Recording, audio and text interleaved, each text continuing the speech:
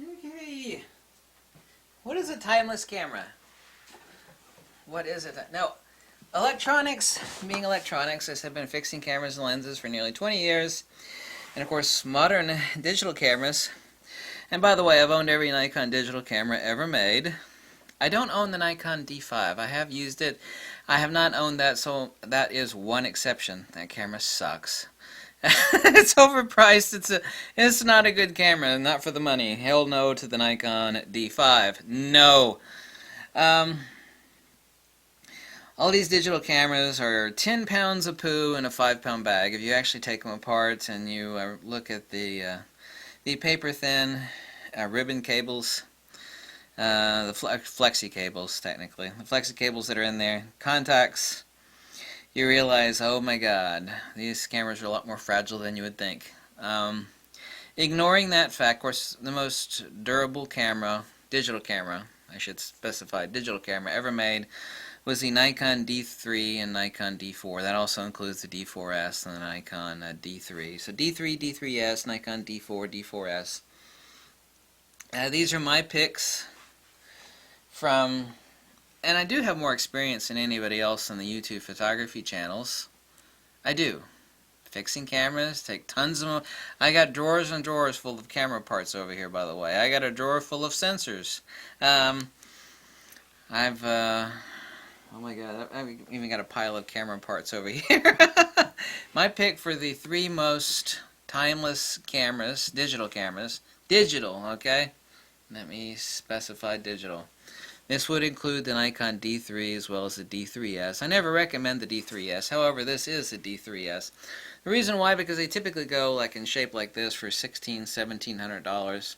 It has a much bigger buffer than the Nikon D3. It has video capability, 720 video, no big deal. It is a little bit more lightweight, so what, than the Nikon D3. A little bit faster autofocus than Nikon D3. Same thing with the Nikon D4 and D4S, and as well as the Fujifilm X-T2. A timeless camera. What would qualify as a timeless camera? Ignoring the fact that all of these digital cameras are quite sensitive on the inside and are certainly more susceptible than, say, a robust film camera like a Pentax K1000, of which back in photography school I think I owned, at one point in time I think I owned 4 of those damn cameras. That camera is actually pretty complex on the inside. It has a lot of springs and a lot of moving parts. Modern DSLRs, actually mirrorless cameras, actually have far fewer moving parts and are more robust, technically speaking. However, the mirror mechanism on DSLRs has been perfected now for the past, 38 plus years. So failure on those is not too high. But there is a large amount of moving parts inside of a DSLR due to the flappy mirrors, shall we say, the flappy mirror mechanism. That's one of my favorite things to say is flappy mirror. I need a sock puppet called Flappy Mirror. The 3 most robust, perdurable, timeless cameras. Of course, nothing's timeless. I mean, we all curl up and die. Everything fails when it comes to electronics. I mean, you know, let's be honest, right? But those 3 are the X-T2, the Nikon D4, D4S, and Nikon D3, D3S. There's not enough information, nor have I had a Nikon D5 apart yet, to actually comment on it and how much it has changed inside. However, the robustness of the D5, of the 5 times I've had my hands on one and 2 times of testing, I was not impressed. Especially not for $6,500. I damn well was not impressed. Timeless being that, you know, consider the Nikon D3. You know, this is a D3S. I know it's not as old as a D3, which I've still got 2 Nikon D3s. It's been 10 years now. You know how long like an iPad or a computer lasts? I don't care if you're a Mac fan or a PC fan. Who gives a damn, right? Don't really last that long. Other than high ISO performance and video capabilities, and I'm not a channel that discusses videos, I'm a channel that discusses photography equipment. It's been 10 years later, it's 2008, 2018, the Nikon D3 is as valid choice today as it was back then. I mean, these 2 cameras, the D4 line and the D3 line, are the 2 most robust, perdurable And of course, they're ultimately not durable. Two most robust cameras that are out there. Actually, that ever were. There is no digital camera that's come close to a Nikon D3, D3S, D4, D4S as far as durability is concerned. It just is not. XT2 is actually my favorite camera of all time. Digital camera, that is. Favorite digital camera of all time. I pack it everywhere. I've had this camera like on 15 different trips now. I just got back from Chicago with it, which was a horrible, horrible trip, but for other reasons unrelated to the Fujifilm X-T2. What a miserable trip that was. Anyway, I digress. I digress a lot. But I've been asked this question a lot. It's like, what are the cameras like? If I just buy one camera that I know I'm gonna, it's gonna keep on rocking, I'm gonna be happy with it years and years down the road. Yeah, I mean, these are the timeless entities. There is no other camera. Well, you could say, well, a Leica. Do you know what the failure rate on an? I'm not talking about a film Leica, okay? I used to have film Leica cameras, okay? We're talking about digital. So yes, the brass-bodied Leicas that you could stick in a sock and club people over the head with, yes, they're extremely durable. Leica digital camera failure rate is extremely high. Their customer service is pretty damn bad. When it comes to flexi cables and electronic boards, just because there is a brass shell on some of or many of the modern digital Leica cameras, it doesn't mean anything. It just doesn't.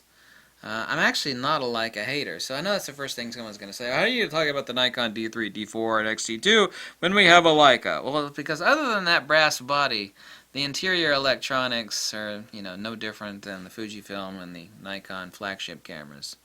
In addition to the fact that per 1,000 units, Leica digital cameras have right at the top number of failure rate. And you'd think, well, really expensive German camera, that can't be true. Oh no, girlfriend, it is true. It is true. One thing, you notice the one thing that all three of these have in common, other than being magnesium chassis, works of absolute goddamn perfection, all three of these, is that, amazingly enough, they all say somewhere right in made in Japan! Right there, made in Japan! Japanese quality. Hey! While that was halfway humorous, it was also dead serious. So, I've been asked this question 3 times recently, and I was like, I've not made a video specifically about that. And so this is my video also, it's not your video. But I can tell you that I have owned every Nikon digital camera ever made, except for the current Nikon D5, which I absolutely despise. That camera sucks. In so many ways does it suck. It's a really, really good high ISO performer, but it's also a full-frame 20 megapixel with an anti-aliasing filter, overpriced, nowhere near as robust as the D3, D4. That includes the D3S and the D4S.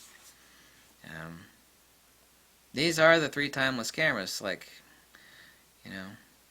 You lock these away in a little vault, 10 years later, they're just as valid as they are today. Nikon D3, it's already been 10 years. What a hell of a camera. I've seen recently quite a few Nikon D3s sell on eBay for in the $600 to $700 range in really damn good shape. I mean, you know how cheap that is? That's just stupid. This is the toughest digital camera ever made. I mean, with the shutter life that'll just keep rocking. The output, by the way, is absolutely heavenly on the Nikon D3. It is a little bit better on the D3S. D4 is... It's a toss-up. The D700 is famous for its straight-out-of-camera output. However, the D4 is actually a contender for that. But average D4 is still average. As if it's in good shape and it's got like 60,000 clicks or less. Like this camera still averages 2,000, 2,100 all day long. You could still find quite a few of them that sell for 1,800, 1,900, but still the average is $2,000. So, not a cheap camera. Especially when you can get a Nikon D800E. Well, right now I've seen quite a few of them sell for $1,100. I mean, it's a 36 megapixel camera. And it's just crotch melting perfection for landscape and portrait photography. Who's going to deny it? But now someone's going to say, well, why didn't you include this camera? Why didn't you include that camera? And because I didn't. I mean, if I had a top 5... I don't know, what other camera if I had 5 cameras instead of these 3? And that really is more than just these 3. Like I said, D4, D4S, D3, D3S. Fujifilm X-T2. I'm impossible to press for adding another camera. D500, D850? No. I love those cameras, by the way. Absolutely. What's filming my face right now, my ugly face right now, is a D500. Does that qualify as a timeless camera like these three? No.